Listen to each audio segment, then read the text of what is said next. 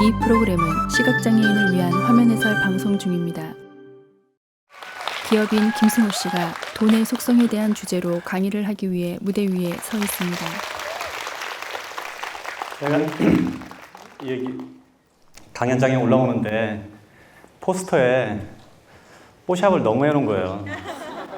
그래서 들어오자마자 되게 불안했는데 다행히 여기 안에서 내가 여기 TV 촬영한다고 메이크업을 받았는데 비슷하게 했어요. 전에 내가 비슷한 일이 한 번 있었었는데 김밥 하는 CEO로 처음에 책을 냈을 때 출판사가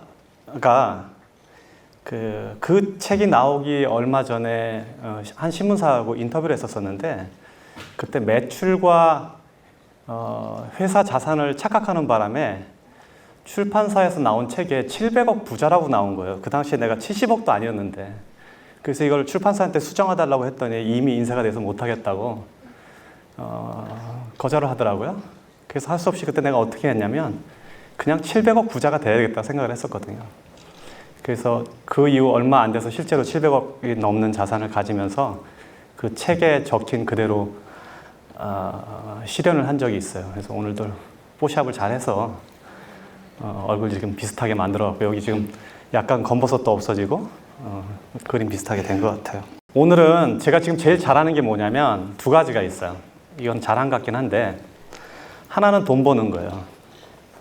그리고 또 하나는 사장들 가르치는 일을 해요. 지금 아마 여기도 지금 제가 가르친 제자들이 되게 많이 와 있는 것 같은데 국내에 한 벌써 거의 1000여 명 넘는 그 사업가 제자들을 제가 두고 있어요. 왜냐하면 사장들은 사실 선생을 둘 수가 없어요. 구조적으로. 왜냐하면 사장이나 직책 자체가 사장을 해본 분은 알겠지만 사장은 선배, 사수가 없습니다. 직장 내에 사수가 있을 수가 없어요. 그래서 매번 실패하고 넘어지고 물을 데가 없고 이런 일을 하는데 저는 이제 좀 해외에 있기도 하고 저는 또 자수성가한 사람으로 한 사람부터 직원이 한 명 있을 때부터 굉장히 많은 직원을 함께 일할 때까지 회사 전체를 지켜와 봤기 때문에 사장들을 가르치는 데 굉장히 적합화된 형태에 있다고 믿어져요. 그래서 굉장히 많은 사장들을 지금 가르치고 있는데 이러다 보니까 아무래도 돈 얘기를 많이 할 수밖에 없어요. 그래서 오늘도 여러분들은 돈의 세계로 여러분들을 데려가겠습니다. 우리는 보통 돈을 많이 벌면 부자가 되는 줄 알죠? 그게 일반적으로 사람들이 생각하는 방법이에요. 돈을 많이 벌어야지 부자가 되는구나 라고 생각을 해요. 근데 실제로는 제 주변에 부자 거지들도 엄청 많아요. 몇 가지 돈에 대한 오해하고 있는 다른 능력들이 있어요. 첫 번째는 돈을 버는 능력, 돈을 모으는 능력, 돈을 쓰는 능력, 돈을 불리는 능력, 유지하는 능력, 이것은 다 각기 다른 능력이에요. 이게 각기 다 다른 능력이라는 걸 이해해야 돼요. 그래서 돈만 많이 벌면 부자가 되는구나 라고 생각하는 사람들은 그 돈을 유지할 수 없게 돼요. 불릴 수도 없게 돼요. 그래서 이게 각기 다 다른 능력이라는 것을 먼저 이해하셔야 돼요. 그리고 돈을 많이 벌면 행복할까요? 내가 원하는 대답이 이게 아니었는데. 돈을 많이 번다고 실제로 반드시 행복하지는 않아요. 그거는 사실이에요. 그런데 이거는 비유를 하자면 기름진 밭에 뿌려진 씨앗 같아요. 여기서 기름진 밭은 돈을 말하고 씨앗은 행복을 말해요.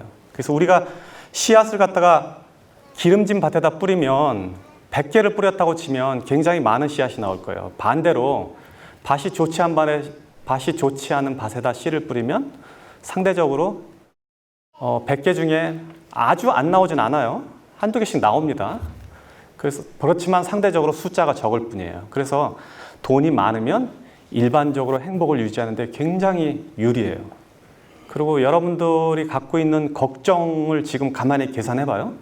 여러분들 안에 지금 수많은 걱정들이 있을 거예요, 현재. 가족 관계부터 시작해서 지금 실제 재정 문제, 미래에 대한 거, 그다음에 뭐 주변에서 자기가 생각하는 이상과 다른 여러 가지 고민들이 있을 거란 말이에요. 이 고민들을 돈이 얼마 있으면 해결될 수 있을까 하고 다시 되돌아보면 상당히 많은 부분들이 돈이 이거를 해결하고 있다는 걸 알 수 있어요. 돈은 중력과 같아요. 중력이 뭔지 알아요? 중력은 무게가 무거우면 무거울수록 주변에 다른 거를 끌어들이는 힘이에요. 그러니까 지금 지구가 달을 끌어들여서 돌고 있게 하고 태양이 지구를 끌어들여서 주변에서 돌고 있게 하는 힘이 중력이에요. 그래서 돈도 똑같아요. 중력이, 즉 돈이 많으면 많을수록 다른 돈을 끌어들이고 그 돈의 무게감이 크면 클수록 다른 돈을 끌어들이는 힘을 갖고 있어요. 보통 돈을 보면 돈이, 여러분들 예를 들면 이렇게 얘기합시다. 내가 지금 10억을 벌고 싶다. 10억을 목표를 세웠어요. 그럼 매 1억을 지금 모아간다고 가정을 해요. 열심히 일하고 혹은 사업을 해서 1억을 모았어요. 그럼 그 다음 또 1억을 모으고 1억을 모으고 이렇게 해서 계속 10억까지 갈 거 아니에요. 근데 이제 보통 사람들이 생각하는 돈의 개념은 첫 번째 1억을 모을 때 이 1억을 모으기 위해서 들어간 노력의 총합이 예를 들면 100이라고 가정을 합시다. 그럼 두 번째 1억을 모을 때 또 100이 들고 세 번째 1억을 모을 때 또 100이 들고 해서 전체 1000이 들어가야지 10억을 모은다고 이해를 해요. 통상적으로. 근데 그렇지가 않아요. 돈은 중력이 있기 때문에. 그래서 돈은 처음에 1억을 모을 때 100의 노력이 들어갔지만 두 번째 1억을 모을 때는 90이 들어갈 수 있어요. 그 다음에 세 번째 1억을 모을 때는 80이 들어가요. 같은 방식으로 계속 이어지다 보면 나머지 9번째, 10번째에서는 10의 노력도 안 들어도 돈이 느는 거예요. 이게 돈이 갖고 있는 중력의 힘이에요. 그러면 이거를 숫자로 계산하면 제 느낌은 어떠냐면 1, 2, 3, 4, 5, 6, 7, 8, 9, 10 이렇게 돈이 늘어나는 게 아니라 1, 2, 4, 8 순식간에 10 이렇게 되는 거예요. 그러니까 그렇게 돈이 늘어나는 거예요. 그래서 돈과 중력은 동일한 형태를 유지하고 있다. 이게 돈의 속성 중에 하나예요. 이해를 해야 돼요. 그래서 여러분들이 어떤 사람들은 굉장히 청년들 중에 보면 막 100억, 1000억 이런 소리 하잖아요. 그럼 그게 굉장히 큰 돈 같지만 실제로 1억, 2억 하는 순서로 따지면 한 7번, 8번 대곱하기 하면 거기까지 가는 거예요. 그리고 사업도 실제로 그렇게 커져요. 제가 매장 하나를 가지고 매장 300개 열 때까지는 몇 년이 걸렸는데 그 다음 300개는 언제 했는지도 몰라. 원래 순서가 그렇게 돼요. 그 자체가 힘을 갖고 있기 때문에. 자, 그래서 돈은 중력과 같다라고 이해를 하셔야 돼요. 두 번째, 돈은 인격체예요. 인격체라는 말은 이제 person, 인격이라는 말인데 인격체라는 거는 스스로 존재하고 생각하고 개별적 실체를 가지는 것을 인격체라고 그래요. 무슨 소리야? 돈은 형체도 없고 생각도 없고 그냥 가치만, 사람들이 생각해 놓은 가치만 있고 숫자로 보여지는 건데 이게 무슨 인격체냐라고 생각을 한단 말이에요, 흔히. 그렇지만 여러분들은 오늘 이 저녁부터는 돈을 인격체로 받아들여야 돼요. 일반적으로 이미 사람이 아닌데 사람으로 불리는 게 이 세상에 굉장히 흔해요. 지금 이 CGV는 법인이에요. 법인. 여기서 인은 사람을 말해요. 회사, 인간. 그래서 법적으로는 법인체는 인간과 똑같은 대우를 받아요. 고소도 할 수 있어요, 여러분들을. 법인인데, 사람이 아닌데. 그러니까 인격체예요. 돈도 인격체로 받아들이세요. 그렇게 이해를 하셔야 돼요, 돈을 벌려면. 자, 인격체란 뭐냐? 인격체로 돈을 이해하면 돈은 어떤 형태로 보이냐? 여러분들이 돈을 보는 시각이 완전히 바뀔 거예요. 그러면은 큰 돈은 어른이고 작은 돈은 아이가 되는 거예요. 돈은 감정을 가졌어요. 돈은 생각을 해요. 그리고 또 돈은 자기가 좋아하는 데가 있고 싫어하는 데가 있어요. 그리고 돈은 헤어지는 것을 싫어하고 함께 모여 있는 걸 좋아해요. 돈은 그래서 몰려다녀요. 이런 특성들을 고려하면 돈은 인격체예요. 그러니까 여러분들이 돈을 모으면, 돈을 벌면 이 돈을 인격체처럼 대해야 돼요. 작은 돈을 함부로 하면, 바꿔 말해서 어린아이를 함부로 하면 그 엄마가 우리 가게에 올까요? 아니면 그 엄마가 내 친구가 될까요? 안 오지. 싸우잖아. 그리고 밖에 가서 소문낼 거 아니에요. 그러니까 잔돈을, 작은 돈을 함부로 낭비하면 큰 돈을 모을 수 없는 것은 당연한 이치예요. 그리고 돈은 감정을 가졌어요. 그래서 여러분들이 돈을 벌었는데 이 돈을 아무 데다 함부로 쓰잖아요. 뭐 술집에 가서 탕진을 한다든지 도박을 한다든지 아니면 이유 없이 사치를 한다든지, 그러면 돈을 감정을 가졌기 때문에 나를 이렇게 대하는구나 이 사람은, 그렇게 생각하고 돈은 여러분들을 떠날 거예요. 왜냐하면 돈은 자기를 갖다가 하찮게 대하는 사람들을 옆에 두지 않기 때문에 그래요. 또 돈은 생각을 가졌습니다. 생각이 있기 때문에 여러분들이 무슨 행동을 하는지 면밀히 이해하고 있다가 갈까 말까를 결정하고, 생각을 가졌기 때문에 여러분들이 좋은 일에 돈을 쓰면 그 돈은 다시 돌아와요. 그래서 큰 돈은, 작은 돈은 아껴야 되고 큰 돈은 제대로 보내줘야 돼요. 이게 돈을 쓰는 방식 중에 하나예요. 그래서 돈은 인격체다라고 이해를 해줘야 돼요. 다음 거. 일정하게 들어오는 돈은 불규칙한 돈보다 힘이 세다. 사업이나 자기 생활에서 이거를 이해 못하는 사람들은 절대 돈을 못 모읍니다. 일정하게 들어오는 돈은, 일정하게 들어오는 것 자체가 어마어마한 힘이에요. 아까 내가 중력 얘기했죠. 중력. 그럼 중력은 그러니까 큰 돈은 상대적으로 작은 돈보다 중력이 셀 거예요. 그런데 일정하게 들어오는 돈은 한 번에 몰려다니는 돈보다 힘이 세요. 무슨 얘기냐면 매달 100만 원씩 버는 사람은 한 번에 1년 내내 굶다가 어느 날 1000만 원 버는 사람보다 힘이 세다는 얘기예요. 이거를 캐시플로우라고 얘기해요. 일정하게 물이 들어오는 거. 자, 우리 지금 비 안 와갖고 막 난리인데, 비가 일정하게 골고루 오면 곡물도 자라고 우리가 온도를 유지하거나 세상을 사는데 편리한데, 만약에 한 번에 비가 몰아서 오면 어떻게 될까요? 연량 강수량이 200mm 밖에 안 되는데 1년 내내 안 오다가 200mm 한 번에 와. 이러면 우리 풍수로 죽게 되는 거예요. 돈도 똑같은 거예요. 그래서 돈을 어디 가서 일당으로 돈이 많이 버는 사람들 있죠. 뭐 기계 고치고 뭐 설비해갖고 하루에 30만 원, 50만 원 버는 사람들, 돈을 못 벌게 돼 있어요. 그 구조적으로. 그렇게 하루 일당씩 보면 30일이면 얼마 이렇게 계산하면 여러분 수익보다 몇 배 되는 것 같지만, 실제로 그런 사람들은 일정하게 돈이 들어오지 않기 때문에 그 돈을 모을 능력이 사라져 버려요. 사업도 마찬가지예요. 매출이 주말에 500만 원 오르는 거 아무 의미 없어요. 매일 100만 원 오르는 게 더 좋은 거예요. 왜냐하면 일정하게 들어오는 돈은 그 돈 자체가 강력한 힘을 갖고 있어요. 그래서 우리도 예를 들면 이렇게 사람들이 많은 데 가면 경찰 몇 명이 군중 전체를 통제할 수 있죠. 그 통제할 수 있는 힘이 뭐예요? 그거는 조직화되어 있기 때문에요. 우리는 조직이 안 돼 있는데 경찰들은 조직화되어 있고 명령 체계화되어 있기 때문에 수많은 군중을 통솔할 수 있다고요. 그러니까 일정하게 들어오는 돈은 조직화된 돈이라고 봐야 돼요. 그래서 그 돈은 다른 돈들을 이겨요. 더 큰 돈, 목돈 2천만 원, 3천만 원 들어오는 거 아무 의미 없어. 매달 100만 원, 200만 원 버는 게 아주 무섭고 중요한 돈인 걸 알아야 돼요. 고생해서 번 돈은 공짜 돈보다 힘이 세다. 이거는 좀 이해하기가 쉬운데, 돈은 같은 100만 원이라도 혹은 같은 1000만 원이라도 그 숫자는, 가치는, 지금 현재 보여지는 가치는 동일하더라도 그 돈이 벌어진 과정에 따라서 그 돈의 무게가 틀려져요. 여러분들이 고생해서 벌은 돈은 돈의 가치가, 무게가 100kg라 그러면 누가 준 돈은 1kg도 안 되는 거예요.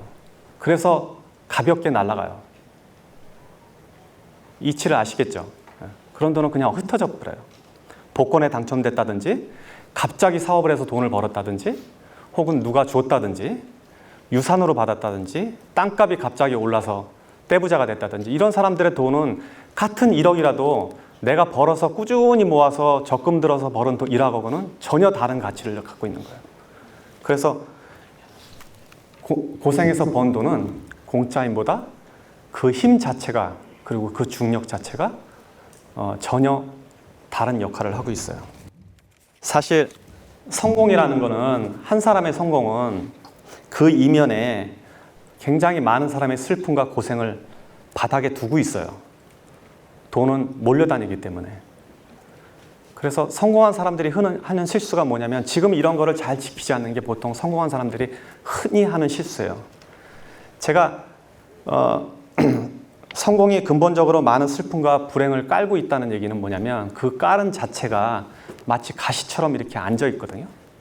그래서 그 가시를 다독이지 않으면 결국 가시는 내 몸을 찔러서 돈을 많이 벌어도 다시 돈을 흩어지게 만드는 힘을 갖는다고요.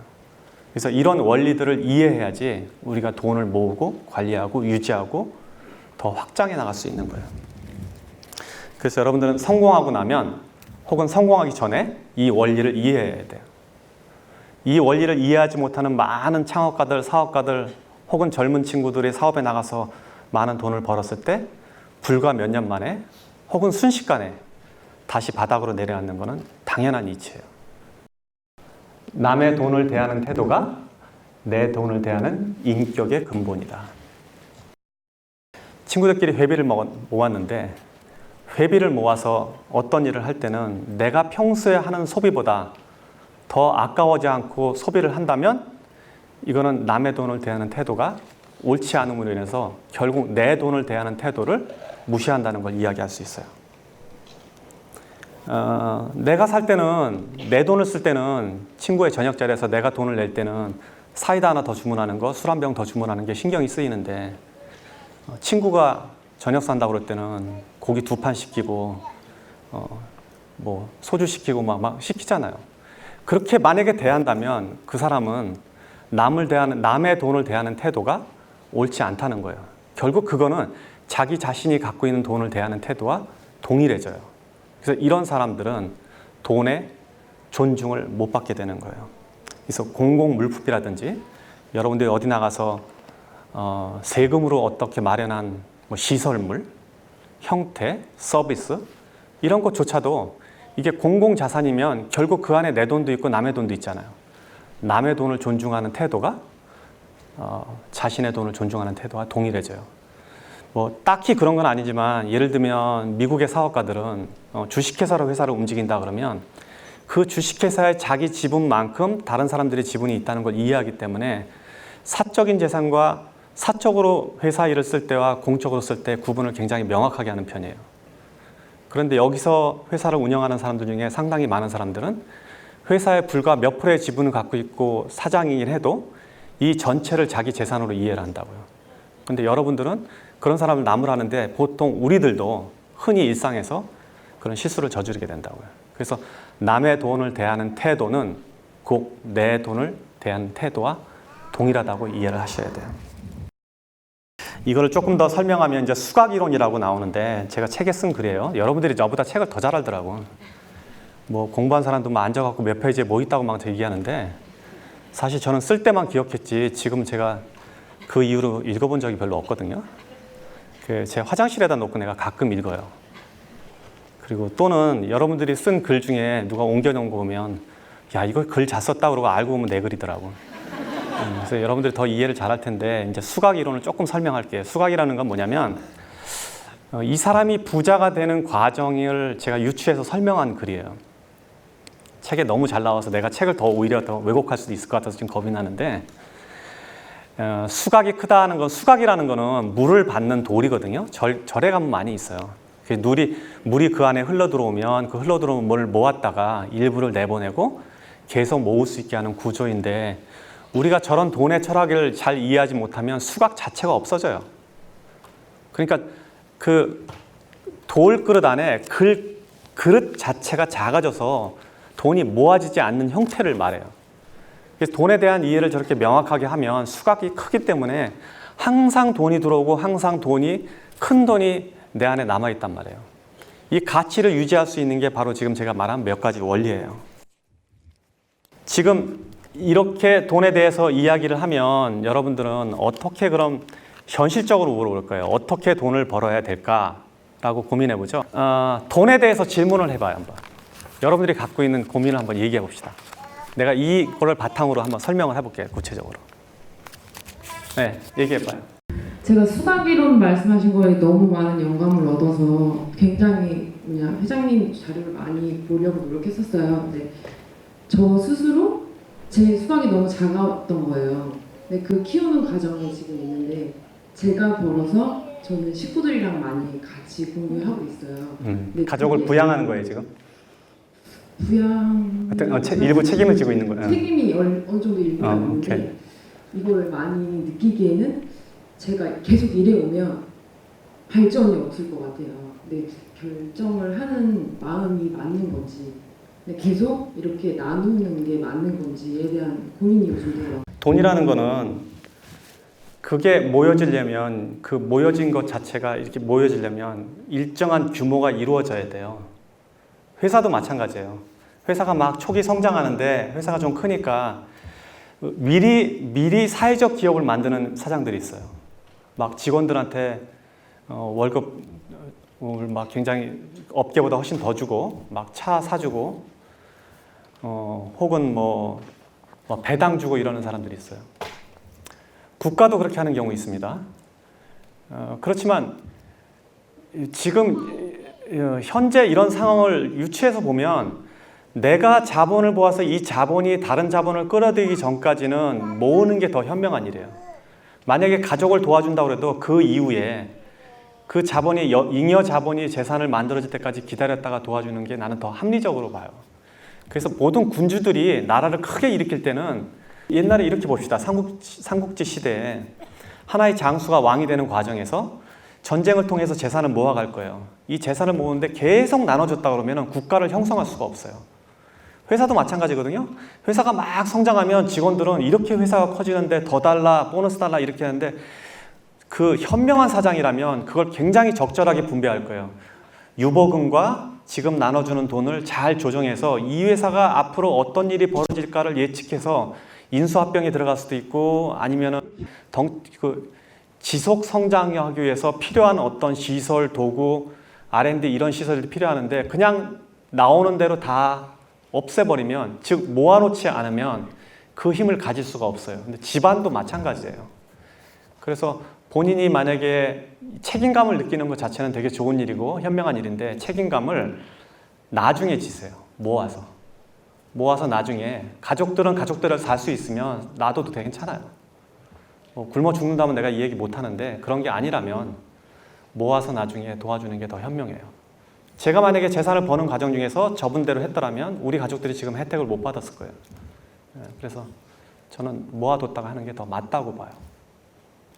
제가 사회 초년생이거든요. 그래서 회사에서 돈을 받으면 일정 부분 적금을 넣고 나머지는 저를 위해서 쓰는데 소비는 줄이려면 줄일 수 있는데 저를 위한 투자라던가 저의 가치를 올리는 것들을 쓰다 보면은 좀 되게 많이 썼다 싶기도 하고 그런 거에 소비를 하다 보면 돈을 못 모으는 것 같은 느낌이 되게 강해지더라고요. 어느 정도 모았다는 느낌이 들면 그런 데에 써버리고 이런 게 반복돼서 어느 정도 비율에 맞춰서 돈을 써야 할지 그 부분에서 조금 질문드리고 싶습니다. 예, 앉아도 돼요. 지금 얘가 말은 되게 이쁘게 했는데 나는 경험에 돈을 쓰는 건 괜찮다고 봐요. 무언가를 사는 거는 조심해야 되는데 경험은 괜찮아요. 그럼 이제 여기서 경험 그러면 이 경험을 어떻게 해석하느냐 틀려요. 내가 좋은 음식을 먹는 것도 경험 그러면 그건 경험으로 들어가. 그러니까 본인이 경험이라고 우기는 게 진짜 경험인지를 한번 점검해야 돼요. 상당히 경험이 아니고 자기의 가치를 존중한 자기의 가치를 내보이는 어떤 거에 돈을 쓸 수도 있어요. 내가 말하는 경험은 뭐냐면 이 경험이 나를 더 고양시킬 수 있는가 이거. 책값 이런 거 쓰는 거 괜찮아요. 자, 소비 수준이라는 거는 내가 사는 거는 내가 어떤 소비를 한다 그러면 이게 내가 필요한 건가 아니면 그냥 필요한 것이 아니고 그냥 욕구인가를 구분해야 돼요. 특히 자산이 모아지기 전까지는. 저는 이걸 어떻게 계산하냐면 월급 생활자들은 예를 들면 여러분들의 소득보다 반인 사람이 쓰는 것과 똑같이 한다 그러면 맞을 것 같아요. 보통 사업가들은 내가 25%만 쓰라거든요. 만약에 내가 어느 사업에 한 100억 정도의 단계에 있는 어떤 동료들의 사업가가 쓰는 생활 소비 수준이 있다면 나는 그보다 25%에 맞춰서 사는 게 맞아요. 그렇게 유지해 가는 거거든요. 지금처럼 저렇게 월급 생활자인데, 그러니까 지금 아까 자본이 일정하게 모여서 이 자본이 다른 자본을 만들 때까지 여러분들이 언제 일을 그만둘 수 있는지 알아요? 월급 생활자들은?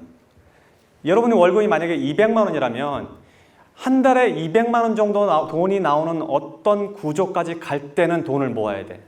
그럼 200만 원 정도 나오는 부동산을 사려면 부동산이 얼마일까? 계산해 본 적 있어요? 한 4억짜리? 5억짜리? 오피스 콘도 혹은 건물 이런 거 사면 약 200만 원 될 거예요. 그러니까 그때까지는 돈을 모아야 돼. 그러면 나는 평생 일 안 해도 되는 거지. 아니면 그 반만쯤 모으면 반만 일해도 되는 거고. 그렇게 돈을 모아는 거예요. 그리고 월급 생활자가 5억을 어떻게 만들어? 아까 말한 대로 5억 만들려면 처음 만들어야 되니까 1억 먼저 만들어야 되고 1억 만들려면 1,000만 원 먼저 만들어서 그렇게 씨앗처럼 모아서 거기까지 가야 돼. 그거 가는 거 생각보다 빠른 거 아니에요. 해보면. 막상 해보면 별거 아니에요. 왜냐하면 자본 자체는 자본이 자본을 불러들이기 때문에 동률이 늘어나기 때문에 가능해진단 말이에요. 그러고 나서 200만 원 정도, 300만 원 정도의 월세가 나올 정도 되면 그 정도의 소비 수준만 유지하면 평생 일 안 해도 되는 거잖아. 그 구조로 가는 거예요. 전부 다. 부자라는 거는. 그걸 이해하지 못하면 계속 똑같은 생활을 하는 거죠. 그래서 처음에 그렇게 하면 안 돼. 처음에 되게 잘 모아야 돼.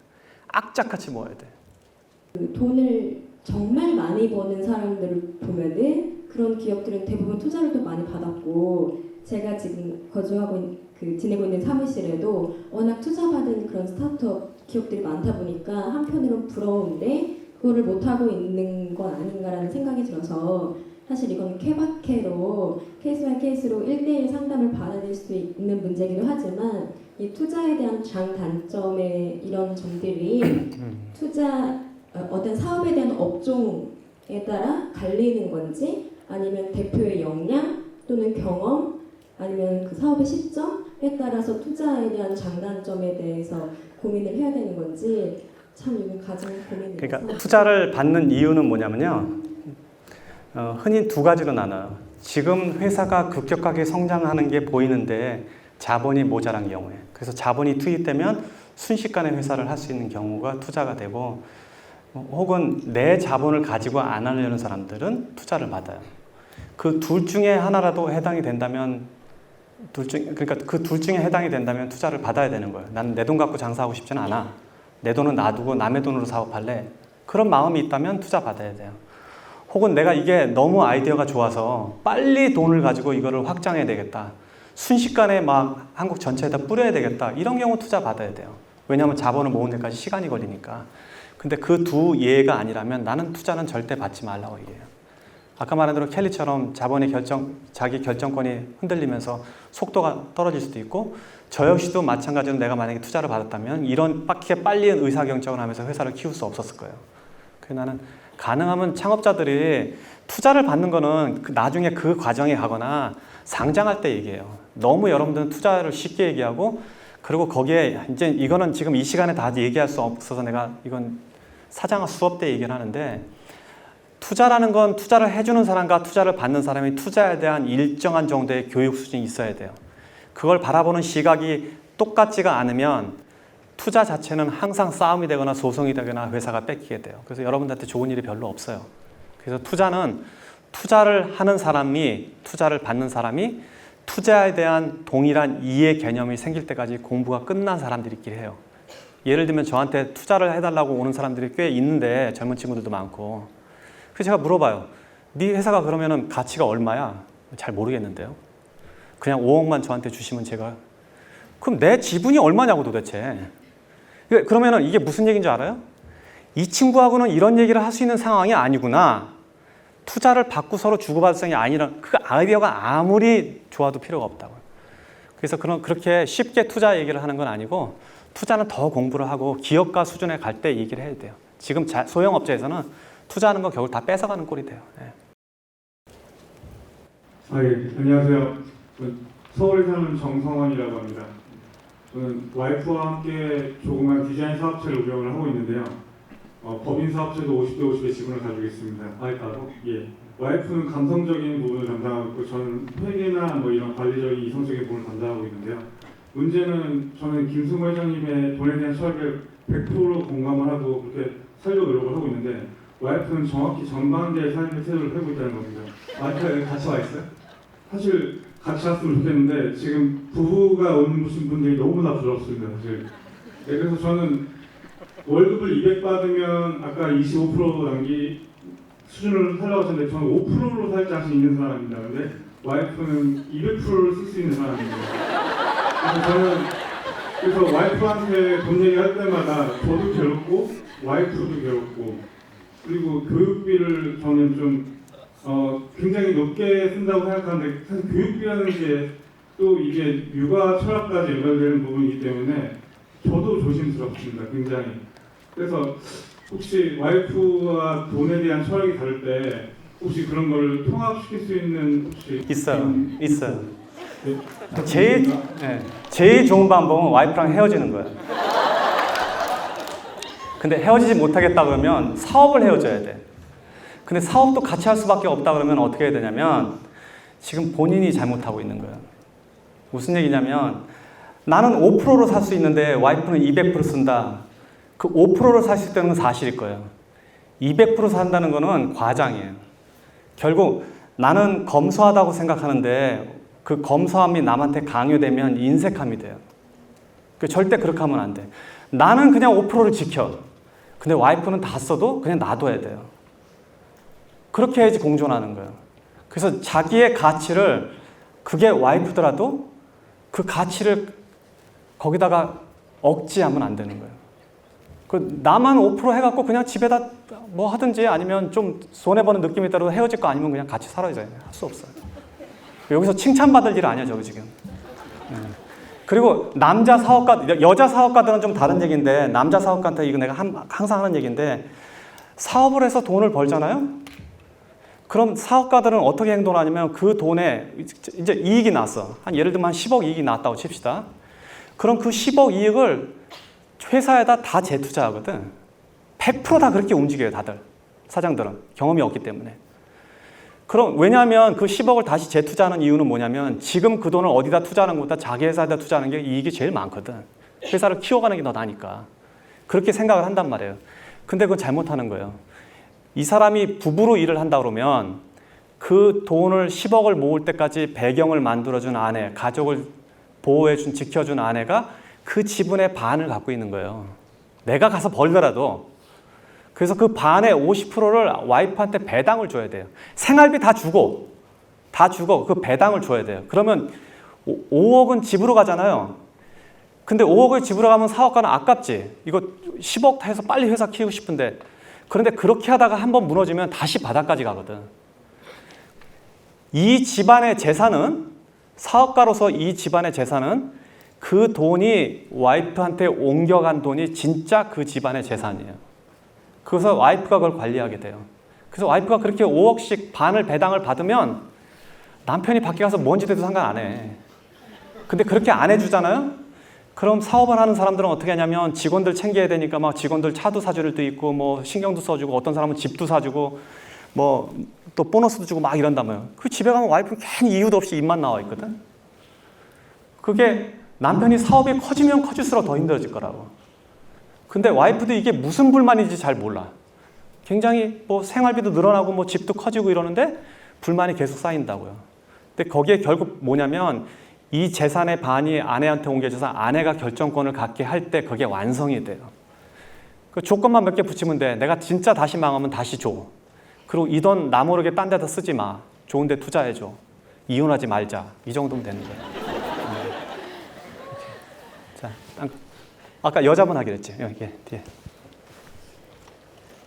네, 책을 보니까 회장님께서 내성적이고 되게 부끄러움이 많은 성격이라고 하셨는데 제가 보기에는 그래도 이렇게 많은 분들 앞에서 말씀을 잘 하시고 하는 거 보니까 저처럼 정말 내성적인 사람은 사실 이것도 굉장히 떨리고 나도 떨려 지금. 사람들한테 떨어갖고 주목받고 이렇게 발표하고 하는 게 보기엔 어렵지 않게 쉽게 하시는 것처럼 보이는데요. 저처럼 이렇게 많은 분들 앞에서 얘기하거나 이렇게 나서는 걸 좀 울렁증 있는 사람한테 좀 극복할 수 있는 그런 좀 조언이 있으면 듣고 싶습니다.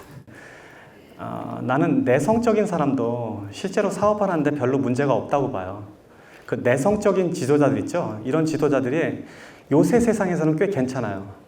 특히 여성 사업가들도 영역을 많이 확장해 나갈 수 있는 게 현대사회예요. 옛날보다 훨씬 나아요. 왜냐하면 전에는 남자들끼리 사업할 때는 막 으쌰으쌰 술 먹고 뭐 어디 가서 골프 치고 아니면 뭐 선배 찾아다니고 뭐 형 동생 이렇게 사업을 하는데 저만 해도 그런 식으로 사업을 접근하는 사람을 완전히 배제하거든요. 왜냐하면 그건 불편해요. 뭐 아는 사람끼리 뭐 해주면 실제로 더 불편해. 그래서 이 일은 일대로 해주는 게 좋단 말이에요. 우리가 거래처가 되게 많은데 이 거래처가 막 그거 뭐 원가로 내주겠다 이런 소리 하면 나는 적정한 이익을 보고 효과적으로 항상 해주는 사람이 좋지. 막 내가 매일 관리 감시해갖고 어떤 때 싸우고 들어오고 어떤 때는 등치는 거 갖고 이런 거 싫거든. 근데 여자들은 그런 걸 하기에 남자들보다 더 좋은 환경이 있어요. 지금 세계가. 특히 여자들은 그런 거에 잘 남자들보다 덜 휩쓸리기 때문에 조용하고 얌전한 사장들도 일을 할 수 있어요. 우리 회사에 다 여자 사장이에요, 셋이. 제가 법인체가 8개 있는데 그 중에 반이 여자 사장이에요. 품성을 그대로 유지하고서도 굉장히 좋게 사업을 잘하고 있기 때문에 지금 그런 게 받침이 많이 돼 있고 특히 여성 사업가들이 많이 나타났잖아요. 그래서 나는 여성 사업가들을 응원하는 편이에요. 그런 측면으로 보면. 그래서 뭐 내성적이라고 별로 생각할 거 없어요. 나도 내성적인데 내가 이거 강연이니까 그리고 이건 그래도 일이라고 보니까 이렇게 얘기하지. 여러분들 사적으로 만나면 내가 말 한마디 안 할 거예요. 그리고 우리 학생들도 단체로 이렇게 모아놓고 있으면 질문은 대답을 해주는데 내가 뭐 노래를 시킨다든지 아니면 뭐 내가 주목받는 자리 뭐 생일 축하 이런 거 하면 난 도망가 버리거든. 그래서 그래도 나 사업하잖아요. 여기까지 왔잖아요. 그러니까 걱정할 거 없어요.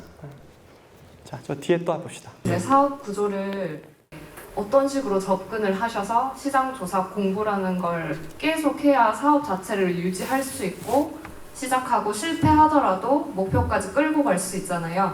그래서 그런 부분에 접근을 어떻게 하셨는지 전체적으로. 자, 그거는 자기가 자기 직업을 지칭할 때 뭐라고 지칭하느냐에 따라 틀려져요. 이게 생각의 차이예요. 내가 만약에 식당을 하나 창업한다고 합시다.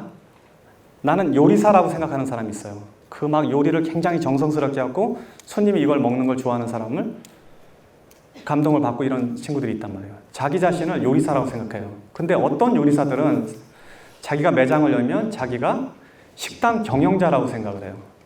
그래서 요리사와 식당 경영자는 같은 요리를 두고도 해석도 틀리고 만드는 방법도 틀리고 서비스도 틀려져요. 그런데 또 다른 사람이 있어요. 내가 요리사이지만 식당을 하고 있지만 나는 경영자라고 생각하는 사람이 있어요. 혹은 나는 사업가라고 생각하는 사람도 있어요. 기업가, 엔트로프너 이렇게 자기를 어떤 자리에 자기를 놓느냐에 따라서 자기가 하는 역할 자체가 틀려져요. 저는 엔트로프너라고 그래요. 내가 직업란을 미국에 들어올 때 이렇게 여기 공항 들어올 때 직업 쓰잖아요. 엔트로프너라고 써요. 기업가라고. 기업가는 나는 외식 기업가가 아니에요. 나는 기업가라고 세팅을 했기 때문에 기업가는 어떤 기업도 할 수 있어요. 실제로 저는 금융회사도 갖고 있고 식품 유통도 갖고 있지만 구조는 사실 똑같아요. 슈퍼마켓도 옛날에 내가 운영을 해봤는데 슈퍼마켓에 물건을 집어넣고 그 물건을 진열하고 손님에게 잘 보여서 팔고 계산하고 하잖아요. 금융회사에서 펀드를 파는 것도 똑같아. 우리 회사가 펀드를 이리저리 프로그램을 만들어서 데이터를 가져다가 펀드를 만들어. 이 펀드를 어디다 파냐면 펀드들끼리 모여서 경진대회를 하거나 그런 거를 모아서 파는 협회들이 있어요. 거기 가서 우리 펀드를 자랑해요. 그건 가서 그 식품쇼에 나가서 식품을 소개하는 건 똑같은 거예요. 그래서 거기서 선정이 되면 각 회사, 각 매장에 진열되듯이 각 은행으로 진열되는 거예요.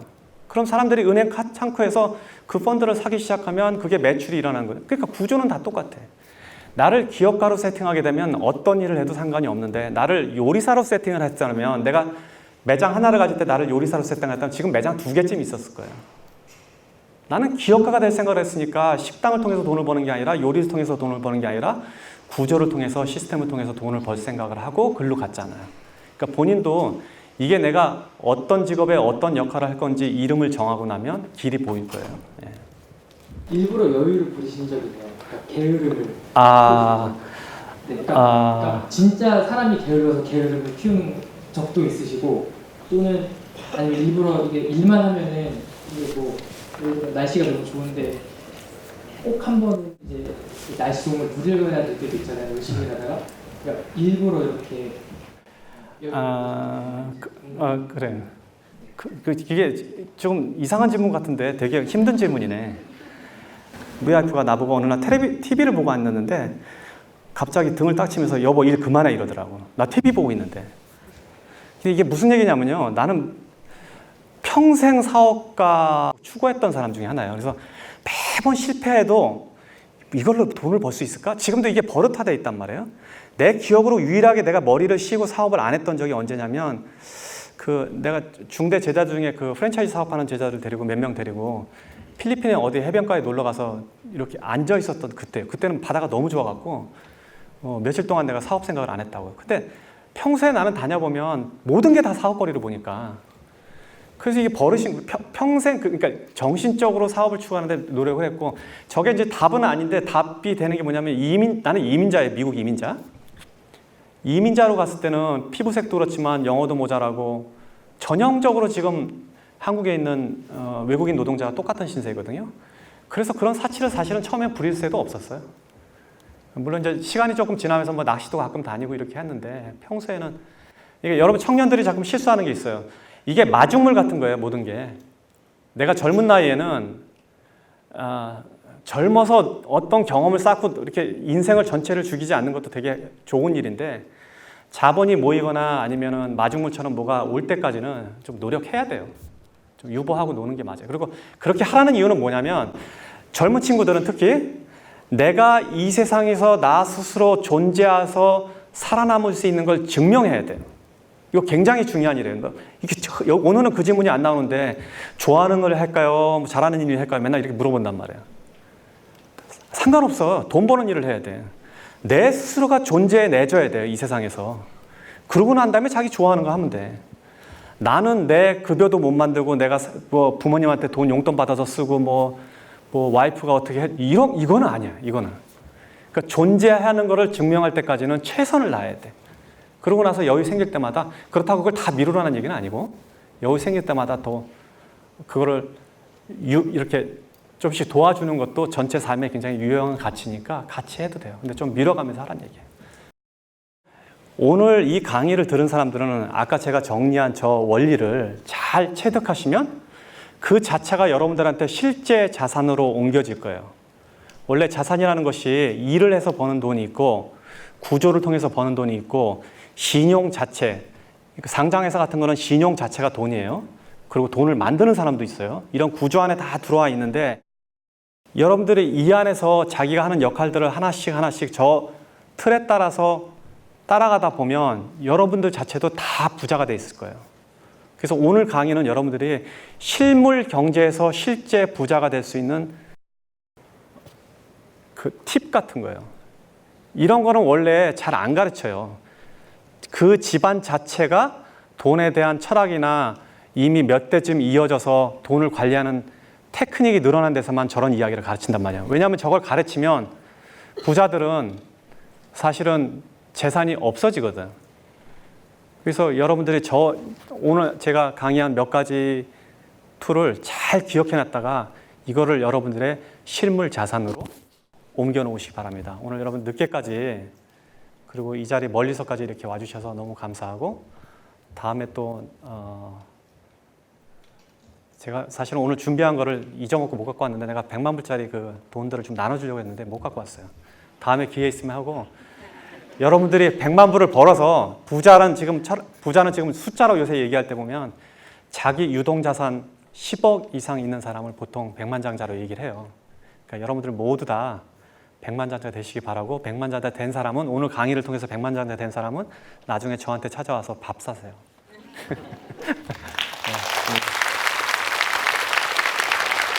강연자가 강의를 마치고 퇴장합니다.